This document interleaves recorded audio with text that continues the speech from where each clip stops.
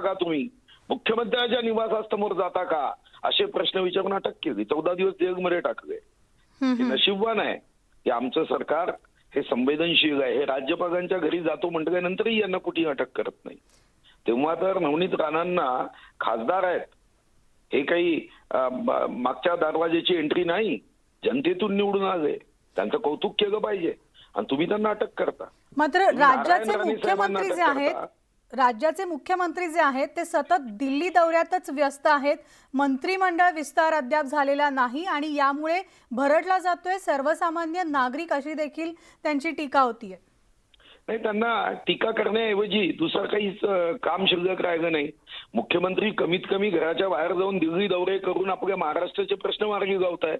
या अगोदरचे मुख्यमंत्री हे मंत्रालयात गेले ही बातमी झाली होती. आईनी मुलासाठी स्वयंपाक केला तर ही बातमी होता कामा नये, कारण ते कर्तव्य आहे. पण जेव्हा एखादा मुख्यमंत्री मंत्रालयात गेला ही बातमी होते, तेव्हा जगामध्ये आपली इब्रत जात असते. मात्र पोलिसांना केंद्र सरकार संपूर्णपणे पोलिसांवर वचक ठेवून आहे, याला कितपत दुजोर आहे? नाही, पोलिसांवर वचक, कारण पोलीस त्यांना राजभवनावर जाण्यापासून अडवतायत. पोलीस, मग तुम्ही मुख्यमंत्र्यांच्या घरावर नवनीत राणा जाणार होत्या तेव्हा का जेलमध्ये टाकलं? या प्रश्नाचं उत्तर दिलं पाहिजे ना.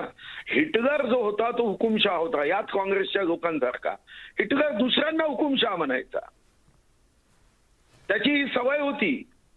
काँग्रेस स्वतः हुकुमशाही या देशामध्ये चालले आणि म्हणूनच संविधानकार विश्वरत्न बाबासाहेब आंबेडकर म्हणायचे, काँग्रेस हे जळतं घर आहे, जो जाईल तो जळून खाक होईल. मी नाही म्हटलं, हे बाबासाहेब आंबेडकरांनी या बाबतीमध्ये सांगितलं आहे.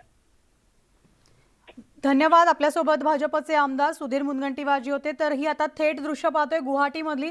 या ठिकाणी काँग्रेस कार्यकर्ते आणि पोलिसांमध्ये आपण पाहतोय धरपकड सुरू आहे. काँग्रेस कार्यकर्त्यांना रोखलं जात आहे पोलिसांकडून.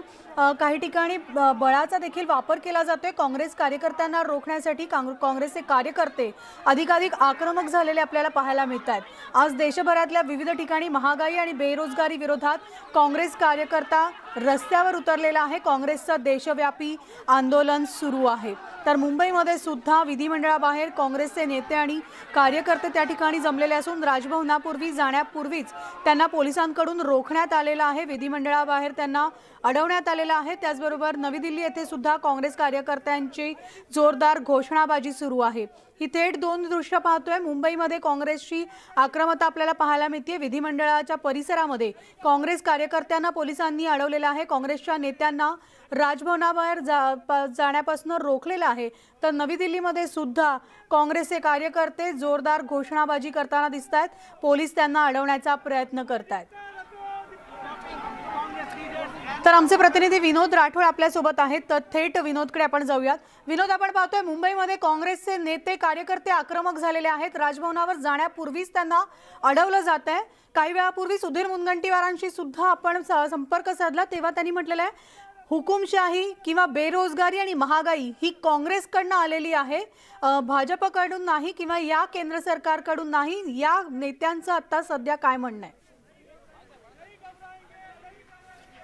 नक्की या ठिकाणी विधान भवन मध्ये काँग्रेसच्या नेत्यांना अडवण्याचा प्रयत्न केला जात आहे. पोलिसांचा बंदोबस्त बघू शकता. या व्हॅनमध्ये त्या नेत्यांना अटक करून घेऊन जाण्याचा प्रयत्न केला जात आहे. पोलीस मात्र मोठ्या प्रमाणात ठिकाणी झाली आहे. काँग्रेस पक्षांचं जे आंदोलन आहे ते महागाई, बेरोजगारी आणि देशांमध्ये जे ईडीची जी कारवाई आहे त्याच्या विरोधात आहे आणि त्या विरोधात काँग्रेस पक्षांची नारेबाजी सुरू आहे. काँग्रेस पक्षांच्या नेत्यांनी या ठिकाणी सरकारची जी दडपशाही आहे त्याच्या विरोधात हा आंदोलन आहेत आणि आम्हाला राजभवन येथे जाऊ देत नाही, यामुळे काँग्रेस नेत्यांनी या ठिकाणीच धरणे देण्याचा निर्णय घेतला आहे. काँग्रेसचे जे नेते आहेत ते या ठिकाणी मोठ्या प्रमाणात जमण्याचा प्रयत्न केला जात आहे, परंतु पोलिसांकडून त्यांची एकंदर समजवण्याचा प्रयत्न केला जात आहे. आणि त्या दरम्यान सांगण्यात येत आहेत की चंद्रकांत आपल्यासोबत बातचीत करण्यासाठी आहे चंद्रकांत हांडोरेजी, त्यांना विचारूया. चंद्रकांतजी, भाजप म्हणतो की ही दडपशाही, हुकुमशाही ही काँग्रेस पक्षाकडून आलेली आहे, मग तुम्ही आंदोलन का करता?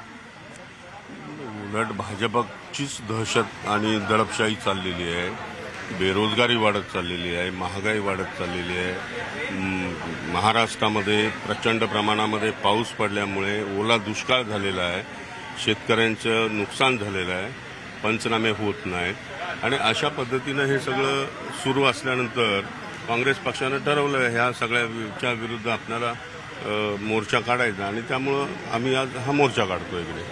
नक्की काँग्रेसचे काही नेते पुन्हा विधान भवनमध्ये चालले आहेत आणि एक सरकार महाराष्ट्रामध्ये नाहीत आणि सरकारची जी भूमिका असायला पाहिजे, शेतकऱ्यांना जी भूमिका आहे ती मदतीची नाही आहे. तर कसं बघता सर याच्यावर की शेतकऱ्यांना अजूनही मदत दिली जात नाही, ते महत्वाचं आहे. शेतकऱ्यांना खऱ्या अर्थानं मदत करणं आवश्यक आहे. शेतकरी हा या देशाचा राजा आहे. तोच जर अडचणीत सापडला तर देशातल्या जनतेला अन्नधान्य मिळेल कसं? आणि म्हणून शेतकऱ्यांच्या प्रश्नाकडे अत्यंत गांभीर्यपूर्वक बघणं आवश्यक आहे आणि हे सरकार काय लक्ष देत नाहीये त्यांच्याकडे आणि म्हणून ते लक्ष वेधण्यासाठी हा मोर्चा आज काढण्यात आले. दिल्लीमध्येही जो मोर्चा आहे तो काँग्रेस पक्ष कार्यालयात काढत आहे. त्या ठिकाणी अनेक कार्यकर्ते जमले आहेत. ईडीची कारवाई करून आवाज दाबण्याचा प्रयत्न केला जात आहे असंही बोललं जात आहे. परंतु हे जी काही एकंदरीत योजना आहे आणि जे काही यंत्रणा आहे ती काँग्रेस पक्षानेच आणलेली आहे असं आरोप भाजपकडून केला जात आहे. हे सगळं चुकीचं आहे. आपण बघता काँग्रेसनं डेमोक्रेसी दिलेली आहे, लोकशाही दिलेली आहे. या लोकशाहीमध्ये सगळ्यांना आंदोलन करण्याचा अधिकार आहे. परंतु आज आपण बघा की भारतीय जनता पार्टीच्या सरकारनं हे सगळं थांबवलेलं आहे, दडपशाही जोरात सुरू केलेली आहे आणि म्हणून हे आंदोलन आहे या ठिकाणी. नक्की काँग्रेस नेते जे आहेत ते या ठिकाणी परत पुन्हा भवनमध्ये गेले आहेत आणि त्या ठिकाणी एक रणनीती ठरवण्याचा प्रयत्न केला जाऊ विनोद, शकतो. या काँग्रेसच्या सगळ्या नेत्यांना कार्यकर्त्यांना पोलिसांनी